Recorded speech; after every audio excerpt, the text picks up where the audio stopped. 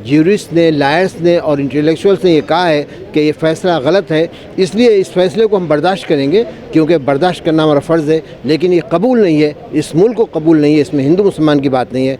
इन्होंने criminal laws को बदलने की कमेटी बनाई है, पूरे मुल्क को बदल देना चाहते हैं। ये संविधान के रहते हुए संविधान के बाहर काम कर रहे हैं क्योंकि इनकी तरबियत संविधान के तहत नहीं हुई है।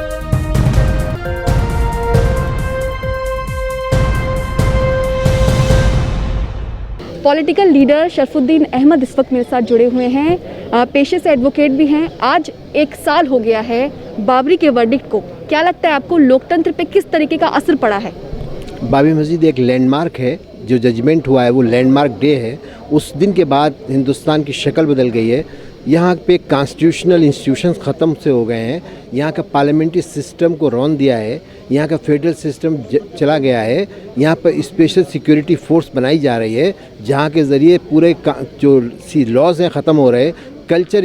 कल्चर कमेटी बनाई है, इन्होंने क्रिमिनल लॉज को बदलने की कमेटी बनाई है, पूरे मुल्क को बदल देना चाहते हैं। ये संविधान के रहते हुए संविधान के बाहर काम कर रहे हैं क्योंकि इनकी तरबियत संविधान के तहत नहीं हुई है। जिस पॉलिटिकल पार्टी में इनकी तरबियत हुई है उसने संविधान को नहीं सिखाया है, उनको प्रोवोकेशन और हेट सिखाई है। इसलिए जो कुछ हो रहा है वो वही हो रहा है जो सीख के आए हैं, और इससे मुकाबला करने के लिए हमें रायनामा बनाना पड़ेगी, पब्लिक ओपिनियन फॉर्म करना पड़ेगी। इसलिए एक छोटा सा हमने ख़ास लोगों का आज सिंपोजियम किया जिसका जो हमने उन्वान रखा वो ये था, इंडियन डेमोक्रेसी पोस्ट बाबरी मस्जिद वर्डिक्ट। उसके के ज़रिए हम पहली बरसी पे इकट्ठा हुए हैं और ये कहने को इकट्ठा हुए हैं कि ये सरासर बेइंसाफ़ी हुई है। तमाम जजेस ने, ज्यूरिस्ट ने, लायर्स ने और इंटेलेक्चुअल्स ने ये कहा है कि ये फ़ैसला गलत है, इसलिए इस फ़ैसले को हम बर्दाश्त करेंगे क्योंकि बर्दाश्त करना हमारा फ़र्ज़ है। लेकिन ये कबूल नहीं है, इस मुल्क को कबूल नहीं है, इसमें हिंदू मुसलमान की बात नहीं है। ये मुल्क के शहरी होने के नाते और इस मुल्क को एक नई नस्ल को जवाब देने के नाते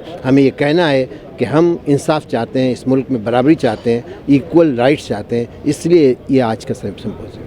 अगर बाबरी फैसले की बात करें तो उसमें काफ़ी लोगों को निराशा हुई, लेकिन उसके बाद भी एक उम्मीद बरकरार थी कि जिस तरीके से जिन लोगों ने बाबरी मस्जिद को ढहाया, कहीं ना कहीं उनको तो कम से कम सज़ा मिले जिससे इंसाफ हो, क्योंकि वो गुनहगार हैं। ऐसे सबूत कई हैं जो साबित करते हैं कि वो गुनहगार है, लेकिन फिर भी उनको बाइज्जत बरी कर दिया गया। आज 2 तरह के जुडिशल प्रोनाउंसमेंट हमारे सामने हैं।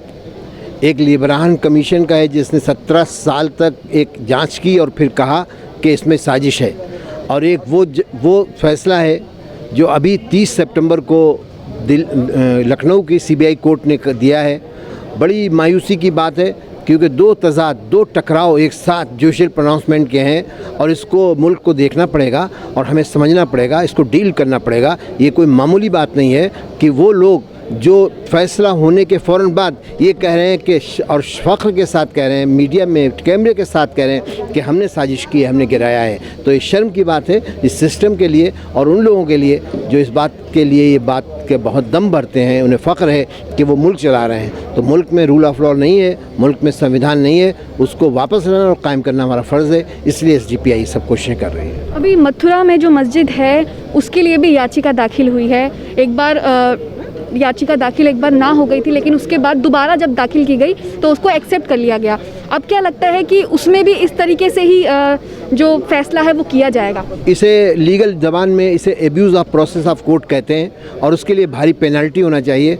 ये जो हमारे कोर्ट्स हैं ये सर्विएंट टू द गवर्नमेंट हो गए हैं, ये गवर्नमेंट के डिपार्टमेंट हो गए हैं, वरना ऐसी किसी भी जो abuse of process of court हो उसके लिए कोर्ट में इस तरह का प्रोविज़न है कि वो इनको सज़ाएँ करें, इनके पेनल्टी करें और इनके लिए ऐसा डिटेरेंट पैदा करें कि ये फिर दोबारा इस तरह की हरकतें न कर पाएँ। क्योंकि हमारे सामने मुल्क में जो रिलीजियस प्लेसेस एक्ट है उसके तहत ये तय है कि बाबरी मस्जिद के अलावा जो 1947 15 अगस्त की पोजीशन थी उनको चैलेंज नहीं किया जाएगा। उसके बाद ये पॉलिटिकल पावर लेके सिर्फ प्रोवोकेशन पैदा करने के लिए इस तरह के फैसले मुकदमे कर रहे हैं, जिसको रोका जाना चाहिए। एडमिनिस्ट्रेशन से भी, कोर्ट से भी, सुप्रीम कोर्ट को सो मोटो एक एक्शन लेना चाहिए और एक इसमें मैंडेट जारी करना चाहिए कि वो मुकदमे जो जानबूझ के सिर्फ पब्लिसिटी के लिए और नफाक पैदा करने के लिए, नफरत बढ़ाने के लिए डाले जा रहे हैं और जो रिलीजियस पैलेसेस एक्ट की मंशा के ख़िलाफ़ है,